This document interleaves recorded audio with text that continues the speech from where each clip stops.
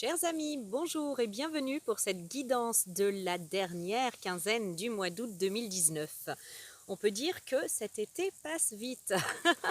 J'espère que vous en avez bien profité parce que c'est vrai que le beau temps dure pas si longtemps finalement. Bon, allez, c'est parti. L'hexagramme 64 qui nous donne le thème principal de cette guidance. Alors, dans cette guidance, cette guidance va concerner les personnes qui sont comme dans une dernière étape d'un processus. Je ne suis pas arrivée à savoir quel domaine, donc je pense qu'il faut rester général et que chacun doit appliquer au domaine qui correspond s'il se reconnaît, voilà, dans ces descriptions. L'hexagramme 64, c'est le dernier hexagramme du livre des transformations et il est en fait de haut espoir parce qu'il symbolise la dernière étape d'un processus. Quoi qu'il en soit, on passe de l'hiver au printemps, on passe de la stérilité à la fertilité. On termine une étape, un travail difficile. On voit ici un homme qui traverse un lac gelé. Et oui, c'est la dernière étape. Et il serait dommage de tout foutre en l'air, de tout compromettre par excès de zèle ou par une imprudence. Donc cet hexagramme, il vous demande de rester tout à fait alerte, à l'écoute de tout ce qui se passe, continuer à analyser, d'être à l'écoute, voilà, de tout ce qui se passe autour de vous, de bien calculer les dangers, si je puis dire, ce qui se joue, les enjeux plutôt. Les enjeux, de toujours être au clair avec ça et de toujours être prudent, voilà, quand même. C'est pas parce qu'on touche à la fin qu'on peut se permettre d'être, voilà, orgueilleux et imprudent, ça serait dommage. En effet, on en a la dernière étape, mais on vous demande, voilà, on met l'accent sur cette prudence à avoir pour que tout se déroule, continue de bien se dérouler et que voilà, cette fin de cycle puisse vous ouvrir la porte à ce nouveau cycle vers lequel vous vous dirigez. Hein. Voilà, de rester bien conscient, de ne pas s'emballer en fait, hein, c'est vraiment ça. De ne pas s'emballer, de continuer à rester bien conscient. C'est vrai que des fois, c'est sur les derniers kilomètres un petit peu qu'on peut voilà, se détendre et faire des erreurs, notamment au volant par exemple. Là, on vous demande de rester vigilant. Mais quoi qu'il en soit, c'est de très bon augure parce qu'on arrive à la fin d'un cycle, à la fin de l'effort concernant une situation, voilà, qui arrive vraiment à sa fin en cette quinzaine. Effectivement, j'ai l'oméga, le sacrifice et science. Alors l'oméga, c'est bien la fin de cycle, c'est l'aboutissement. Et il n'y avait pas de vent et tout à coup il y en a. La fin de cycle, l'aboutissement d'une période donc qui n'a pas dû être très très agréable. Hein. On parle de sacrifice où vous avez dû faire de nombreux efforts, où vous avez peut-être dû vous délester de choses, de relations, d'une situation que ça n'a peut-être pas été toujours facile.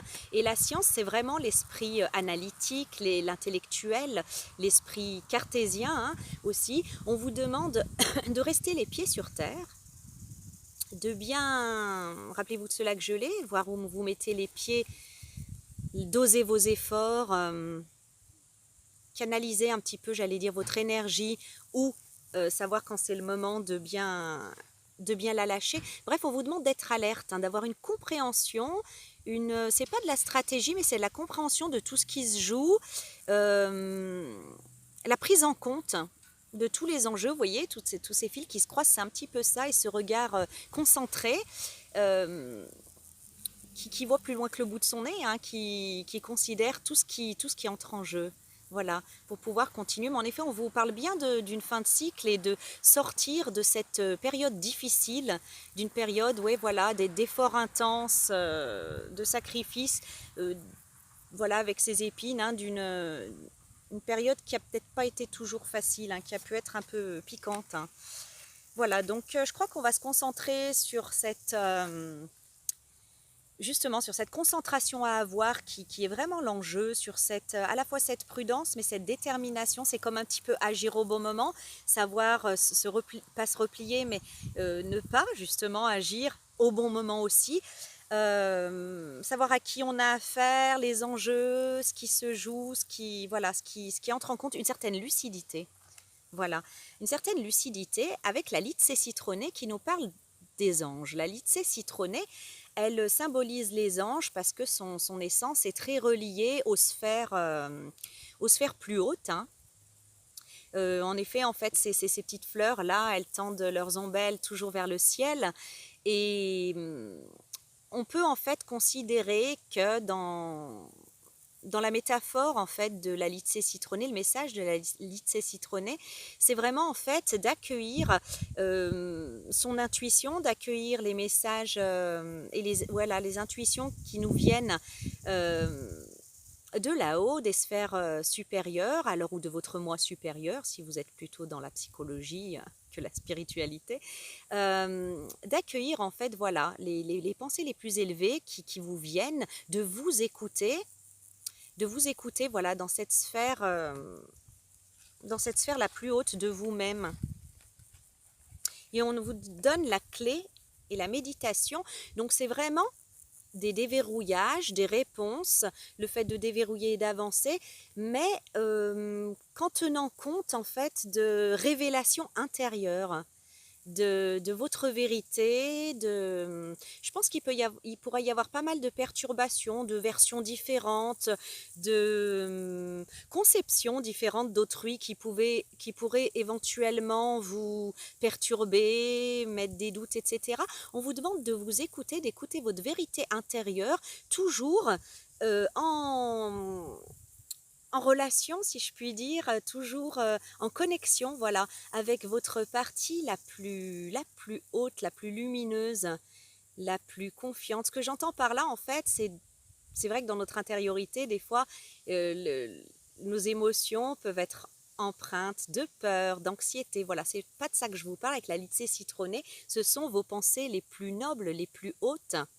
De vous connecter, voilà, dans le calme, dans la sérénité, à ce côté-là, en fait, intérieur, de vous-même, pour pouvoir être guidé. C'est pas à l'extérieur que vous trouverez de la guidance, en fait, et vos réponses. C'est vraiment à l'intérieur. Ce qui est drôle avec la Litsé citronnée, c'est qu'elle ancre autant qu'elle connecte avec les sphères supérieures.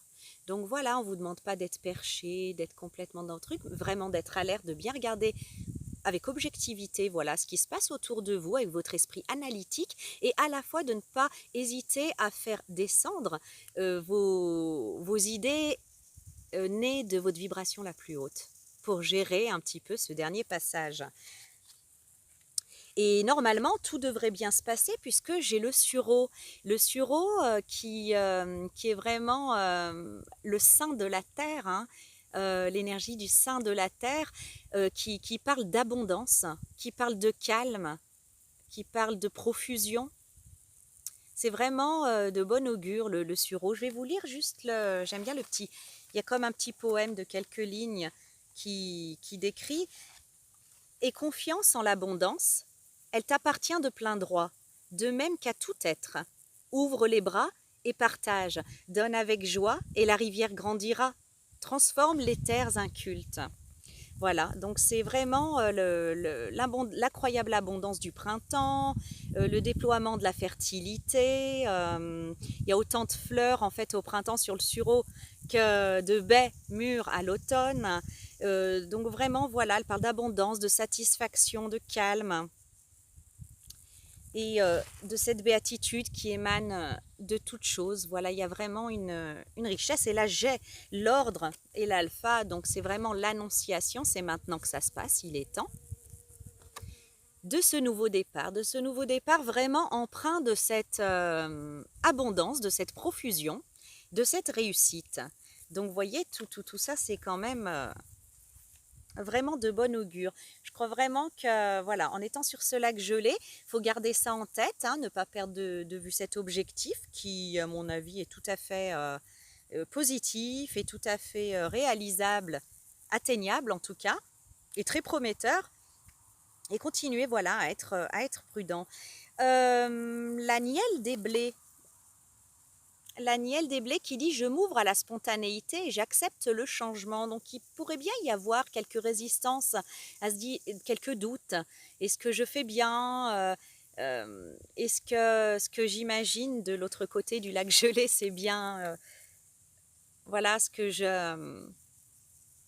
c'est bien ça que je vais trouver finalement Ici, en fait, voilà, l'Aniel des Blés, elle vous demande de ne pas vous accrocher déjà à ce qui est passé. Voilà, c'est un petit peu le fait de se dire, je sais ce que je perds, mais je sais pas ce que je gagne au final. Et par moments d'osciller entre le grand espoir, cette belle vision que vous pouvez avoir voilà, de la profusion, de l'abondance du sureau, que ça sera vraiment voilà, bien et mieux à la fin de ce parcours qui ne saurait tarder.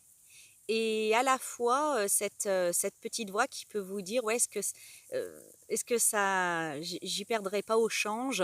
Mais on a vu avec la carte du sacrifice que vous sortez quand même d'une période qui était vraiment pas drôle et qui était dans le sacrifice, hein, c'est vraiment le vide, hein, le manque, le contraire justement du sureau, de la profusion et de l'abondance. Donc je pense qu'il n'y a rien à regretter et qu'il faut en fait spontanément avoir cette spontanéité, de se dire peut-être à chaque jour suffit sa peine, avancer en mettant ces doutes-là de côté, d'avoir cette spontanéité qui permet d'envisager chaque jour sous un angle nouveau, chaque jour plein d'espoir.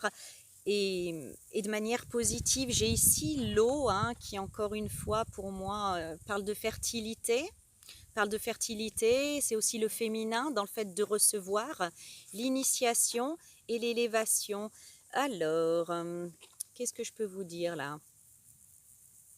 En acceptant le changement. Voilà, donc pour moi, en fait, ici, vous vous dirigez vraiment vers quelque chose d'abondant, de fertile. Ce chemin initiatique veut vous élever à condition que vous envisagiez, que vous acceptiez cette élévation, tout à fait.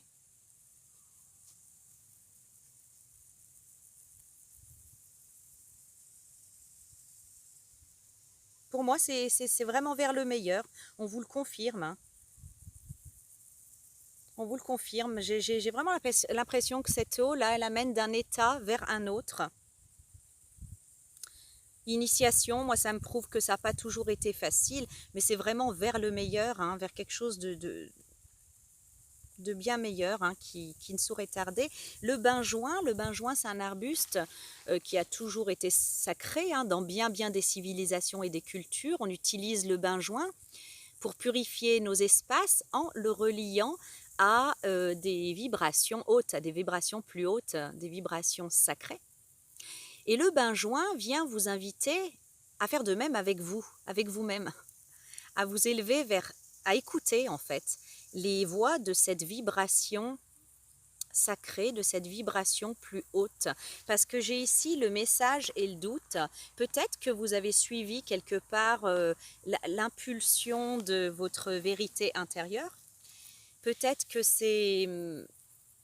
Voilà, il y a parfois en fait des situations qu'on doit quitter, des relations qu'on doit quitter, des changements qu'on doit faire qui ne sont pas particulièrement soutenus par ce que voient les yeux, les cinq sens, mais soutenus en fait par notre vérité intérieure, par une conviction intime, par des messages aussi qu'on peut recevoir de Dieu, par des signes qui en fait, vous ont semblé venir des hautes sphères, pas vous ont semblé, mais vous avez la conviction intime que c'était inspiré, en tout cas, inspiré. Et par moments, vous vous doutez parce que peut-être que, voilà, vous avez agi sur un coup d'intuition, sans preuve... elle est mignonne, cette petite...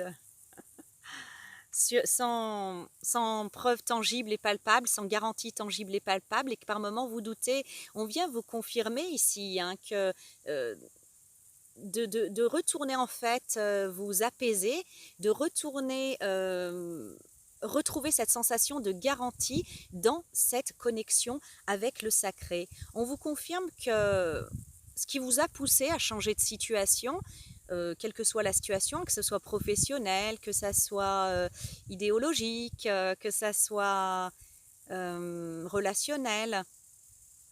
C'était inspiré, hein, c'était vraiment inspiré, n'en doutez pas. C'était inspiré, et avec le poirier, vraiment ici aussi, on vous parle de... La poire, elle est sucrée, elle réconforte, elle est gourmande.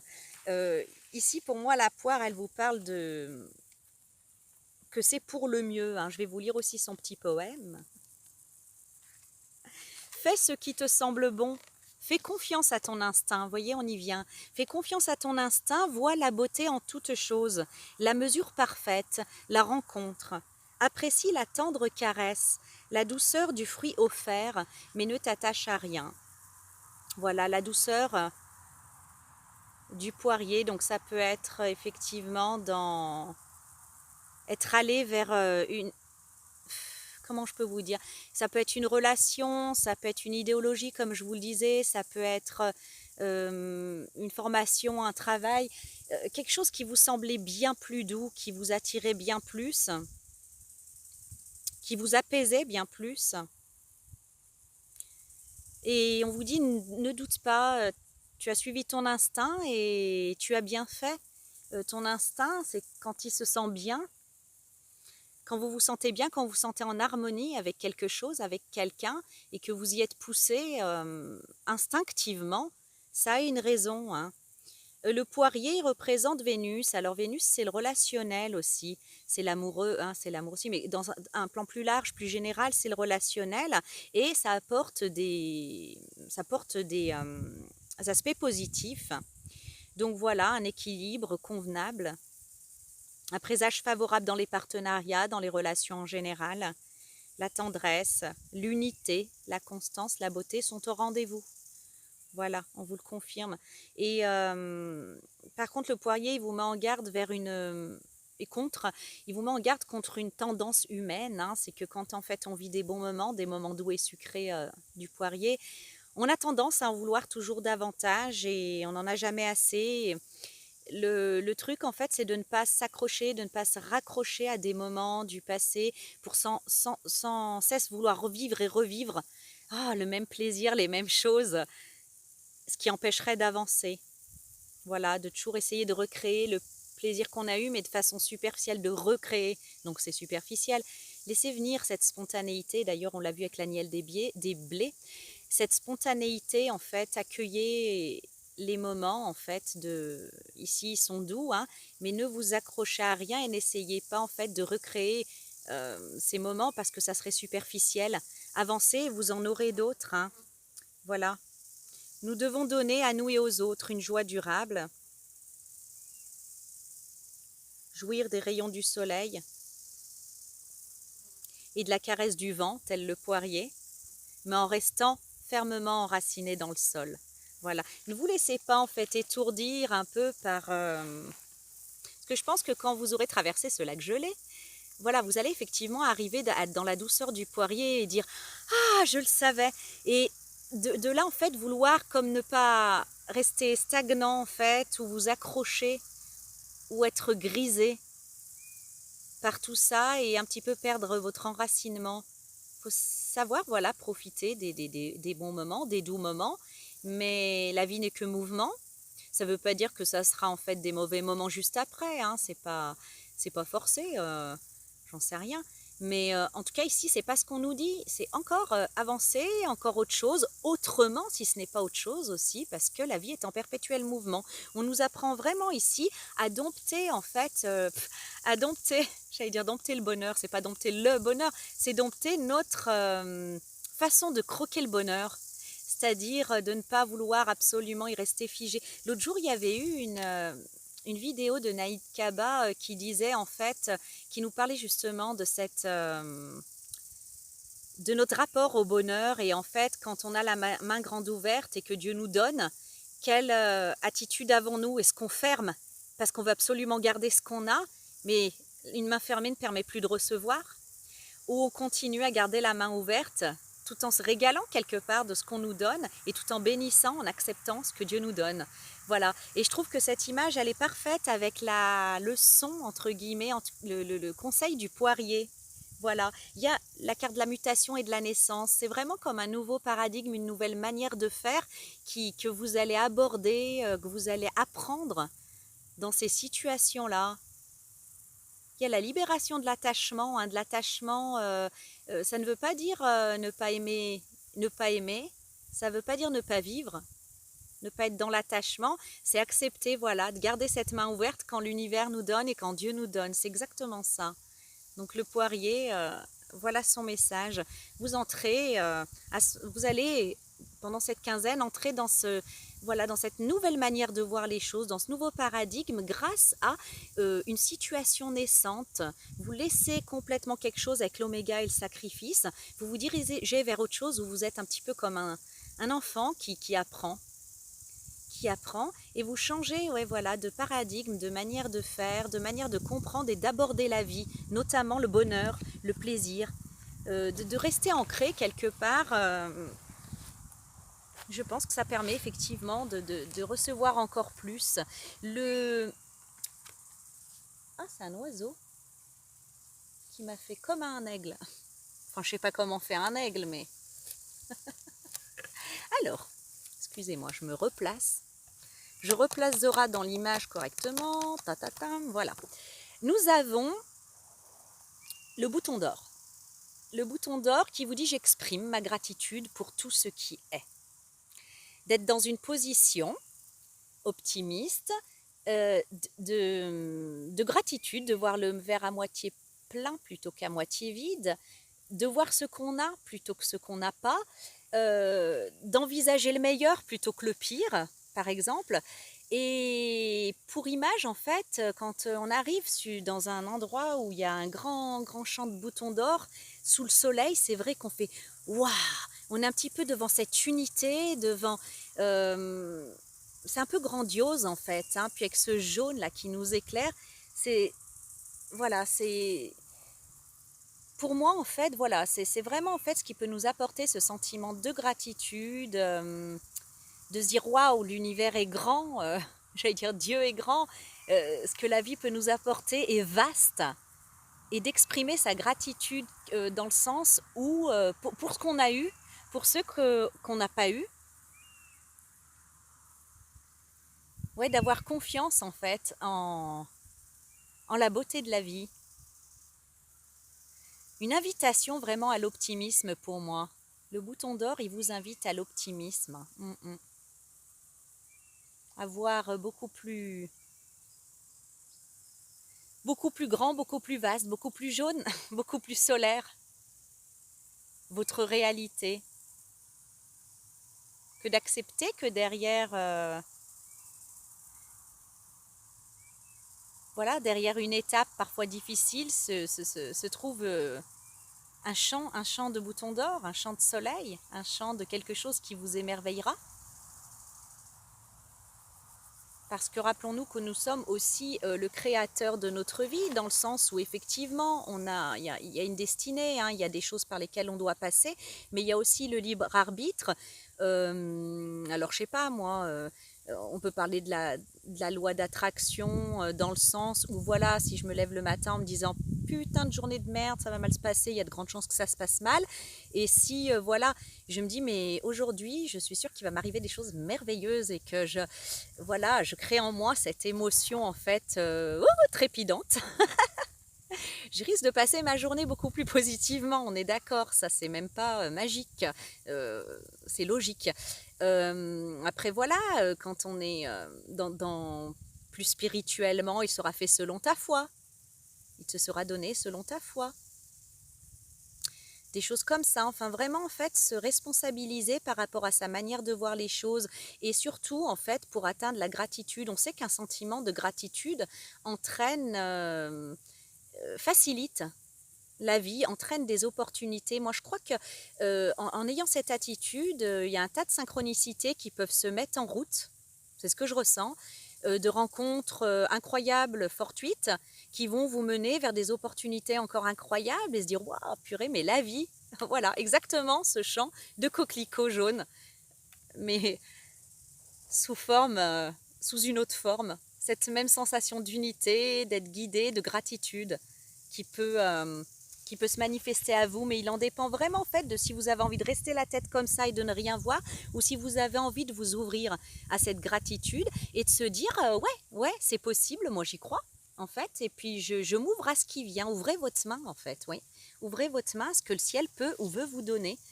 J'ai voyage, épreuve et mort. Alors il se peut bien justement qu'il y ait un déplacement ou un voyage qui soit contrarié, annulé, quelque chose comme ça. Avec la carte des boutons d'or, hein, on vous dit de rester dans la gratitude, quoi qu'il vous soit donné dans votre main, parce que c'est pour votre plus grand bien. Donc il se peut qu'il y ait quelque chose comme ça. Hein, Moi, initialement, je voyais ces cartes comme le voyage, c'est vraiment l'évolution intérieure, la manière de voir les choses qui mutent, qui changent. Et pour moi, c'était voilà, épreuve et mort, la fin en fait d'une situation compliquée, d'une vision voilà, de situation compliquée ou même d'une véritable situation compliquée, que vous vous dirigez vers autre chose. Puis il me vient comme ça en les prenant que peut-être il y a un voyage, un déplacement qui peut être annulé, ça peut vouloir vous contrarier comme ça spontanément, mais reprenez-vous vite, pensez au bouton d'or, c'est pour votre plus grand bien. C'est pour votre plus grand bien et en fait c'est une bénédiction. Je ne sais pas pourquoi, mais on va savoir pourquoi, c'est que j'ai l'eucalyptus citronné qui parle de verticalité, donc cette verticalité, c'est cet équilibre qu'on vous conseille d'avoir entre votre intuition, les vibrations hautes, ce qui vous vient, Dieu, le ciel, et la terre, l'ancrage, ce qui se passe réellement dans votre vie. Vous savez, ce côté science là qu'on avait vu dans la triade, ce côté analytique, cartésien, la réalité aussi, enfin la réalité, excusez-moi, je me replace, la réalité de ce qui arrive dans votre vie.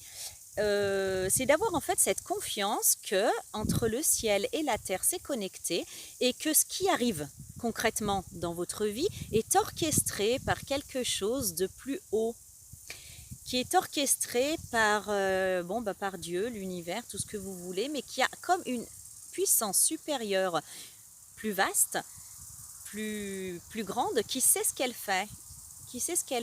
C'est un petit peu comme l'image de vous êtes le pilote d'avion, mais la tour de contrôle, elle voit tout en fait sur un plan et vous guide. C'est cette confiance à avoir. Donc concernant ce voyage, si ça parle à quelqu'un ou ce déplacement qui s'est annulé ou voilà quelque chose comme ça, il n'y a pas de souci à se faire, c'était voulu. Et pour votre plus grand bien, il y a de la gratitude. Pour ceux que ça ne concerne pas, ce voyage, je pense vraiment aussi que c'est mon idée première, c'est-à-dire que cette évolution, ce voyage intérieur que vous faites en vous-même, dans une nouvelle vision peut-être de l'attachement au bonheur, au plaisir, etc., de garder cette main ouverte et d'accepter tout ce qui vous arrive, ça vous amène vers la fin de beaucoup d'épreuves. Mettre fin à l'attachement, à des attachements malsains, j'entends par là, à ce niveau-là, qui n'est pas bon pour vous. Hein. C'est vraiment une bonne chose. Ayez de la gratitude pour ce qui part, ayez de la gratitude pour ce qui vient à vous. Ayez de la gratitude pour ceux qui vous laissent, ayez de la gratitude pour ceux qui viennent vers vous. Il y a une sorte de confiance, de foi à avoir, de ne pas en fait être seulement en fait sur la terre avec ce qu'on voit au niveau cartésien, au niveau très terre à terre, parce que ça nous laisse pas entrevoir le sens global des choses et ne pas non plus rester perché et vivre que dans les hautes sphères, parce qu'il faut faire descendre ces belles choses dans la matière, puisqu'on est là incarné, c'est pas pour rien, sinon on serait des anges ou je sais pas moi. Donc voilà, toujours cette verticalité qui vous donnera bien des compréhensions et qui guidera vos pas, votre vie. Donc j'ai là l'équité et la sagesse. Vous voyez, l'équité, c'est vraiment l'équilibre, et je pense qu'on nous parle de cet équilibre entre la spiritualité et la matière. On a le yin et le yang, ça nous parle aussi d'équilibre. Je crois que voilà, il est sage, il faut veiller à avoir ce juste équilibre, de ne pas, voilà, de rester en fait, ouais, connecté aux deux, enraciné et à la fois ouvert dans une compréhension spirituelle de ce qui vous arrive dans la matière. Voilà. J'ai le noisetier ici. Le noisetier qui parle de... Le noisetier, il aime beaucoup s'amuser. Il est léger, il est insouciant. On vous demande à toute occasion qui vous sera donnée, de profiter pour, vous identifier à cette insouciance, mordre à cette insouciance, jouer à l'insouciance. Si une situation, voilà, vient à vous, l'occasion de vous amuser, l'occasion d'être insouciant, même si, voilà, vous cogitez sur quelque chose ou que vous avez envie d'être très sérieux à ce moment-là, on vous dit ouais, de vous connecter à l'insouciance et noisetier, papyrus, éternité. Et je crois, ouais, que, vous savez, le papyrus, c'est un contrat. En général, le contrat écrit. Bon. Ça peut être effectivement, en fait, par rapport à un contrat, hein, que vous allez... j'allais dire soit signer, soit quitter, à mon avis. C'est quitter. Rompre avec des contrats. Alors, ça peut être des contrats qu'on a avec des gens, des contrats d'âme, hein, des contrats, je le vois bien comme ça, des contrats d'âme, des engagements, rompre avec des engagements, et que ça va vous permettre une certaine insouciance, vous permettre de nouveau de rire, de vous amuser. C'est ça, oui. Couper avec certains schémas de fonctionnement, couper avec certains contrats d'âme, des contrats aussi que vous aviez envers vous-même. Il y a des fois où on peut croire que, je parlais d'idéologie tout à l'heure, qu'une idéologie est bonne pour soi, on signe symboliquement, hein, et on prend l'habitude, voilà, l'habitude en fait de fonctionner comme ça, puis quand après on mute, comme on avait vu, on peut se rendre compte que c'était pas l'idéal pour nous et on peut rompre ces contrats-là. Enfin, c'est ce qui se passe ici pour moi. Avec isolement, on s'écarte d'une situation, d'une façon de penser, d'une idéologie, peut-être d'un travail. Hein. Je crois que tout est lié en fait. Comme ça vient d'une évolution, en fait de vous-même, hein, de vos valeurs, de votre manière de voir la vie, de voir les choses. Ça entraîne, ça bouscule tout plein de choses et en tout cas vous allez bien vers l'insouciance, hein. Vous allez vers la légèreté, vers l'insouciance. Voilà. La Nicotania qui dit j'ai foi et confiance absolue en la vie. Alors c'est ça, petite fleur en étoile. Donc c'est de croire en votre étoile, en votre étoile qui veille sur vous, en votre destinée, de croire que la foi c'est ça en fait, c'est croire que la vie est bonne pour vous, qu'il y a comme quand vous y comprenez plus rien parfois ou vous avez des doutes, croyez bien que vous êtes au bon moment. Si vous en êtes là, vous êtes au bon moment et au bon endroit. Vous êtes en train de comprendre des choses. Vous n'êtes pas seul. J'entends encore une fois cette histoire d'unité. C'est ça, avoir foi en la vie. Cette unité que nous ne sommes pas seuls, que nous sommes un peu comme dans une toile qui est tissée, qui nous relie les uns aux autres, qui nous relie au chemin qu'on doit emprunter, et on a à tout moment le choix, voilà, d'aller à droite, à gauche ou au centre de notre être, au centre de notre vie.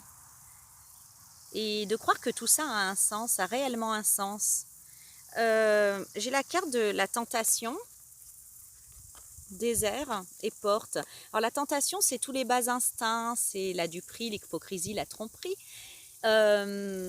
C'est cette voix ici, pour moi, c'est cette voix intérieure qui nous met le doute et qui nous dit c'est pas du tout, enfin c'est pas du tout ta voix, tu es en train de faire une connerie, celle qui met le doute.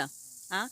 Pour moi, c'est celui, vous voyez, le tentateur, la tentation qui met le doute par rapport à nos avancements. Et le désert ici, c'est la paix, la tranquillité, l'absence de cette tentation. C'est la faire taire. vous pouvez la faire taire et passer la porte qui vous mènera à votre véritable but, qui vous mènera de l'autre côté du lac gelé. C'est peut-être aussi à ça, à votre voie intérieure ou des voies extérieures qui peuvent vous mettre le doute concernant votre chemin. Et c'est en ça en fait qu'il vaudrait mieux peut-être se reconnecter à quelque chose de plus haut, de plus vaste et faire descendre ça dans la matière. Voilà. Ça me fait penser, c'est drôle en fait, mais c'est drôle. Ça me fait, je sais pas pourquoi, ça me fait penser aux 40 jours que Jésus a passé à être tenté. À un moment, il va dans le désert et le diable essaye de le tenter plein de fois. Et puis lui, il dit non. Puis finalement, il lui fiche la paix parce qu'il n'arrive pas à le détourner de son but. C'est un petit peu ça en fait, la leçon, c'est pas un petit peu ça, c'est ça. C'est ne vous laissez pas détourner de votre but par des voies, que ça soit des voies de votre saboteur intérieur ou la voie de saboteur extérieur. Ayez confiance en la vie, ayez foi. Ayez foi. Vous avez, c'est dans un projet, dans quelque chose, une démarche en tout cas dans laquelle vous avez déjà beaucoup investi et où vous en êtes un peu comme à la dernière étape. Ce qui n'empêche pas qu'il faut être prudent et vigilant encore pour pas que ça foute tout en l'air, de se dire allez c'est gagné, parce que c'est là où la voie du tentateur peut vous rattraper et vous faire foirer tout ça. Ayez confiance en la vie, ayez confiance en votre voie. C'est comme l'étoile qui guidait les rois mages, les étoiles qui guidaient les rois mages, c'est l'étoile qui vous montre la voie, c'est l'étoile qui veille sur vous, voilà. J'ai foi et confiance absolue en la vie, voilà. Si des voix viennent vous mettre le doute, on l'a déjà vu avec le bain-joint en plus, faites confiance au sacré de la vie, voilà. Donc c'est une guidance très spirituelle finalement, très spirituelle, mais à la fois on nous parle beaucoup de verticalité, donc c'est vraiment ancrer cette spiritualité dans la matière, faire entrer, j'allais dire, le pouvoir, c'est la puissance plutôt, qu'elle nous donne dans la matière, dans la vraie vie, c'est ça qui est intéressant dans la spiritualité de toute façon, pour nous humains. Donc j'ai oublié de tirer les cartes conseils, la carte conseil, je vous retrouve tout de suite, je vais le faire immédiatement. Aïe. Alors, j'ai 2 cartes qui sont tombées en carte conseil dans l'oracle angélique. J'ai l'archange Melchizedek qui nous parle de facultés psychiques, intuition, chakra du 3e œil, effectivement, en fait, dans cet équilibre de la verticalité, donc une vision juste, une vision, des visions intuitives, une connexion réel à ce qui est, on dirait qu'il tient une belle améthyste dans la main, et l'ange du bonheur, paix, clé du bonheur, ouverture.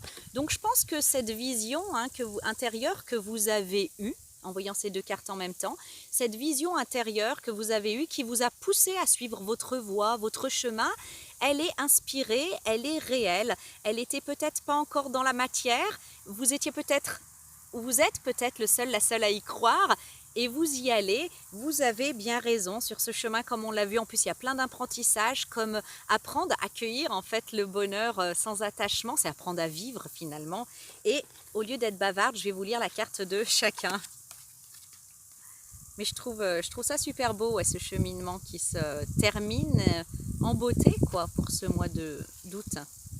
Ouvre la porte à tes facultés psychiques par le biais de ton intuition et de ta vision spirituelle. Accueille en toi cette ouverture.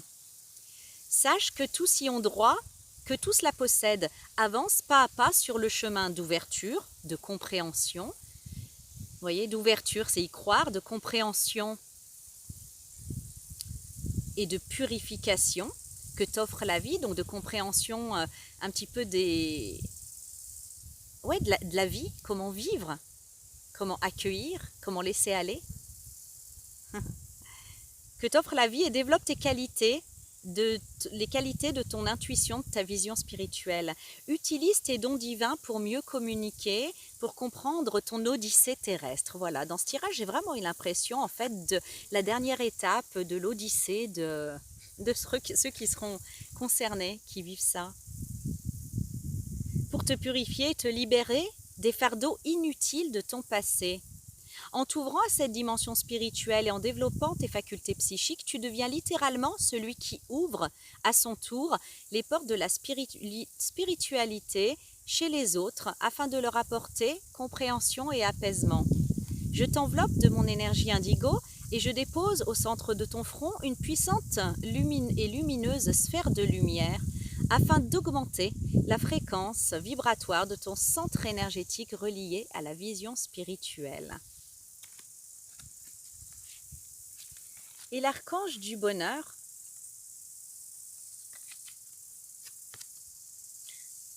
ton bonheur, tu le trouveras en toi, rien ne sert de le chercher ailleurs.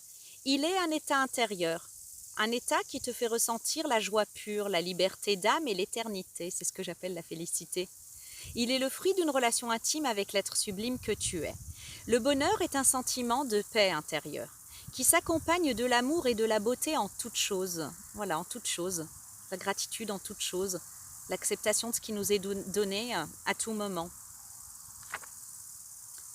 Enfin là, c'était dans cette guidance, c'était pas des choses graves, hein, mais c'est parfois de ne pas se sentir, enfin de ne pas, voilà, fermer la main pour tenir un bonheur qui de toute façon va faire comme le mercure. Plus on essaye de le serrer et plus, je sais pas si vous avez serré des boules de mercure, des anciens thermomètres dans la main, plus vous essayez de les serrer et plus ils s'échappent. Donc c'est ce genre de compréhension comme ça. Le bonheur est un sentiment donc de paix intérieure qui s'accompagne de l'amour et de la beauté en toute chose. Le bonheur profond reste intact malgré les difficultés, les fardeaux de la vie. La clé de ton bonheur n'ouvre plus la serrure de ton passé, ni celle de ton futur. Elle ouvre la porte du moment présent. Et elle t'invite à pénétrer dans chaque ici et maintenant de ta vie. Voilà, encore une fois, par rapport à l'attachement, de vouloir garder... fermer la main sur des instants, vouloir les reproduire de manière superficielle. La vie est pleine de cadeaux, ici et maintenant. Puisses-tu avoir la sagesse de protéger et de chérir à jamais ta propre clé, celle qui ouvre les portes de ton bonheur. Puisses-tu savourer à chaque instant, comme la poire, j'allais dire, savourer à chaque instant, encore et encore, le paradis illimité et durable qui existe en toi. Voilà, je crois qu'il va y avoir beaucoup de compréhension au niveau, dans votre cœur, au niveau personnel, des changements de paradigme comme ça, intérieurs, qui vont vraiment vous faciliter la vie, vous aider à vivre de manière plus paisible, de trouver finalement, d'être comme à la fin de l'Odyssée concernant une quête. C'est vrai que quand on dit le bonheur est à l'intérieur de toi, il est constant, etc., quelles que soient les circonstances, par moments c'est pas évident à comprendre et je crois qu'il y en aura beaucoup qui vont passer à une compréhension supérieure. Je regarde un frelon, j'ai peur des frelons, qui passeront à une compréhension supérieure, à quelque chose comme ça, apprivoiseront ça et vont apprivoiser le côté... ce côté, voilà, qui a tendance à fermer la main dès que du bonheur est donné, par peur de ne plus l'avoir ou par peur de ne pas avoir mieux si on continue à recevoir. Faites circuler plutôt et vivez l'ici et le maintenant. Voilà, et ben je vous souhaite une belle fin de mois d'août. C'est pas encore la fin de l'été, je crois que je ferai encore une guidance qu'on sera encore l'été. Alors je vous retrouverai avec plaisir début septembre. Au revoir.